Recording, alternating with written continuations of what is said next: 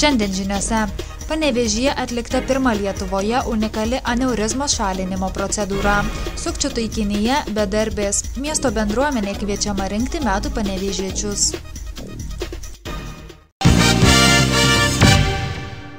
Panevėžio ligoninėje šiandien pirmą kartą Lietuvoje buvo atlikta unikali procedūra, kurios metu pacientai nuo kirkšnies iki galvos per kraujagyslę buvo įvestas specialus stentas, sutvirtinęs kraujagyslės išsigaubimą aneurizmą. Kaip žinome, jau iš anksčiau aneurizmos ir mūsų ligoninė yra pakankamai jau keli metai, kai yra embolizuojamos, bet kartais būna tokiu atveju, kai aneurizma būna plačiu kaklu, kada neįmanoma įdėti tam tikrų tokių spiralių, kad galėtume užembolizuoti prastiniu būdu. Tam yra pagalba šio laikų pasaulyje, dar visai neseniai pradėti naudoti tokie specialūs stentai, kurie uždengia pačią aneurizmą ir pačioje aneurizmoje išjungiama iš kraujotakos.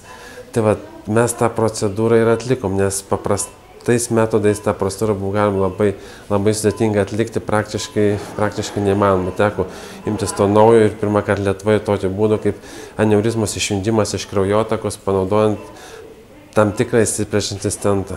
Kraujagyslės išsigaubimą aneurizmą turi 1–2 procentai žmonių, tačiau daugelis iš jų net nežino, kad pas juos yra tokie kraujagyslių pakitimai, kurie dažniausiai būna įgimti.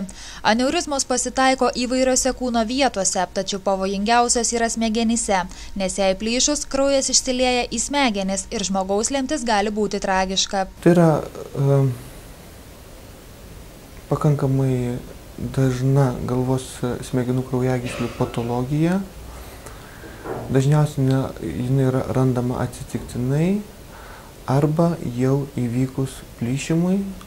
Jeigu įvyksta plyšimas, gydymas yra būtinas, nes įvykus vienam plyšimui yra pakankamai didelė rizika, kad dar sykį jinai plyš, pasekmės gali būti ir mirtinos. 1,5 valandos trukusi operacija, pasak ją atlikusio gydytojo, praėjo sklandžiai ir tikimasi, kad pacientė po šios procedūros galės gyventi normalų ir produktyvų gyvenimą. Procedūra gerai pavyko, kaip tik ligonis yra anesteziologų ekstubuojamas, pavyko įstatyti stentą, šiek tiek buvo pagalbos iš viena žmogaus, iš Italijos daktaras atvažiavęs, padėjom, kad viskas vyktų saugiai, nes vis tiek tai buvo pirmoji procedūra. Bet procedūra dabar, vertinant pačią eigą, pačią viską, procedūra tikrai gerai pavyko ir viskas vyko tikrai pakankamai sklandžiai ir gerai. Aneurizmų gydymas įvedant stentą į kraujagyslę naujas dalykas ne tik Lietuvoje, bet ir Europoje. Tačiau šį metodą planuojama plėtoti, ypač esant toms aneurizmoms, kurias sunku išimti įprastų būdų. Rugsėjo 27 dieną 57 ir 39 panevėžietės suprato, kad tapo sukčių aukomis. Patikėjusios savo elektroninės bankininkystės duomenis nepažįstamiesiems, moteris tapo greitųjų kreditų bendrovių skolininkėmis. Panevėžio apskrities vyriausiajame policijos komisariate atliekami 2 ikiteisminiai tyrimai dėl sukčiavimo.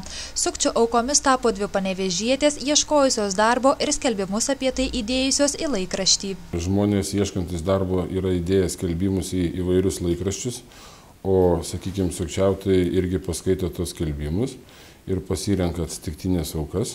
Tai yra, žmonėms skambina į jų nurodytus telefonus ir tarėsi dėl būsimo darbo. Tai yra dėl auklės, dėl statybų, dėl įvairių darbų. Ir jų skambinimo tikslas yra iš žmonių išgauti jų anketinius duomenis, jų sąskaitų numerius ir internetinės bankininkystės kodus bei slaptažodžius. Iš moterų sužinoję elektroninės bankininkystės prisijungimo kodus, slaptažodžius ir kodų kortelių duomenis, sukčiai nukentėjusiųjų vardu paėmė greitųjų kreditų paskolas, padarydami nuostolių kiekvienai po 600 litų. Žmonėms yra nurodoma, kad dėl būsimo darbo darbdavys prašo nurodyti sąskaitos numerius ir jie, sakykime, netgi siūlosi pervesti pinigus pirminėme etape į jų nurodytas sąskaitas dėl būsimo darbo, dėl dokumentų forminimos ir kitų dalykų.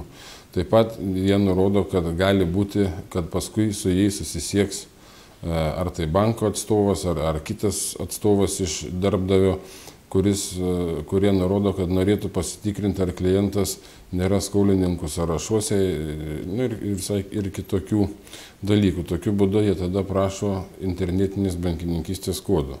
Nors, kaip žinia, internetinės bankininkystės kodai yra konfidenciali informacija. Kad tapo sukčių aukomis ir dabar yra skolingos greitųjų kreditų paslaugas teikiančioms įmonėms, moterys sužinojo tik nuėjusios į banką. Žmonės suprato tik tada, kai jie nueina pasitikrinti savo sąskaitų į banką. Pasiima išklotinės ir išklotinės matosi, kad per jų sąskaitą, iš trumpojo kredito į jų sąskaitą ir iš jų sąskaitos jau automatiškai į kitas sąskaitas yra pervesti pinigai. Tai yra paimti kreditai ir jie yra jau interneto pagalba, turintos jų duomenys pervedami į trečių asmenų sąskaitas, kur toliau arba dar toliau pervedami, arba nuimami grinais ir ten jau toliau piniginių kelias nebežinomas. Pareigūnai perspėja gyventojus besinaudojančius elektroninę bankininkystę netikėti jokiais tariamais darbdaviais, niekam nediktuoti savo sąskaitų numerių, ypač internetinės bankininkystės prisijungimo kodų, kitų asmens duomenų. Beje, apie tai bankas įspėja kiekvieną klientą pasirašantį internetinės bankininkystės sutartį. Kaip ir kasmet Panevėžio miesto savivaldybė skelbia metų panevėžiečių rinkimus. Nuo spalio iki gruodžio 1 dienos savivaldybė laukia miesto bendruomenės pasiūlytų pretendentų metų panevėžiečio vardui gauti. Tai jau tampa Panevėžio miesto tradicija, kai mes pagerbėme savo miestui nusipelniusius žmonės per visus metus. Nusipelniusius žmonės atskirose srityse, tai yra verslo, sporto, kultūros, sveikatos, socialinės ir teisėsaugos srityse. Tai paprašyčiau visų gyventojų, paprašyčiau visų miesto žmonių, kurie turite šalia, ar matote šalia savęs esantį tikrai žmogų, kuris nusipelnė savo darbais, savo siekiais, savo gerų puoselėjimų mintimis, gal netgi, sakykime, idėjomis kokiomis Panevėžio miestui, tai tikrai prašytume suteikti tą informaciją ir pasiūlyti tą žmogų apdovanojimui metų panevėžiečiui. Kandidatus į metų panevėžiečius gali siūlyti visuomeninės organizacijos, institucijos, miesto gyventojai. Siūlant reikėtų nurodyti vardą, pavardę, sritį, konkrečius siūlomo asmens nuopelnus kalendoriniais metais. Susirinkusi komisija, kuri susidedanti iš administracijos darbuotojų, kuris taip pat susideda iš žmonių, kurie, sakykime, prieš tai gavę buvo nominacijas, tai yra 2009 metais gavę nominacijas, tai, sakykime, labai gera tradicija, aš manyčiau, vertinčiau taip, kad įtraukiama yra ir bendruomenės nariai, vertinant metų panevėžietį, išrenkant jį. Tai mes susirinkę tada paspręsime iš tų pateiktų kandidatų, kuris labiausiai tiktų apdovanojimam iš kiekvienos srities. O paskui iškilmingai apdovanosim. Yra įsteigtos nominacijos, tai jau kelinti metai iš eilės, tai yra sukurta Lebenykos skulptūrėlė. Tai jau ne pirmi metai, mes tą patį tokį prizą, tokį jau, kad sakykime, metai iš metų, tai ir dovanojam. Savivaldybės administracijos direktorės pavaduotoja teigia tikinti, jog šiemet miesto bendruomenė aktyviai siūlys nusipelniusius įvairių sričių kandidatus. Galim pasakyti, tai ką čia mes mieste turim, neturim. Turim mes tų kandidatų, tik man atrodo reikia giliau pasižiūrėti ir labiau pasižiūrėti, kas šalia yra tavęs. Gal mes, sakykime, kaip sako, tas žmogus, kuris yra šalia ir kuris yra arti, bet jis yra žymus ir mums atrodo, kad jis niekiek nežymus, bet tai manyčiau, kad verta. O galbūt iš tikrųjų tam žmogui šalia esančiam taip atrodo truputėlį kitaip. O gal visiškai miesto žmonė bendruomeniai pasirodys dar kitaip. Panevėžys labiausiai nusipelniusius asmenis renka nuo 1996 metų. Per šį laiką pagerbta apie 90 panevėžiečių.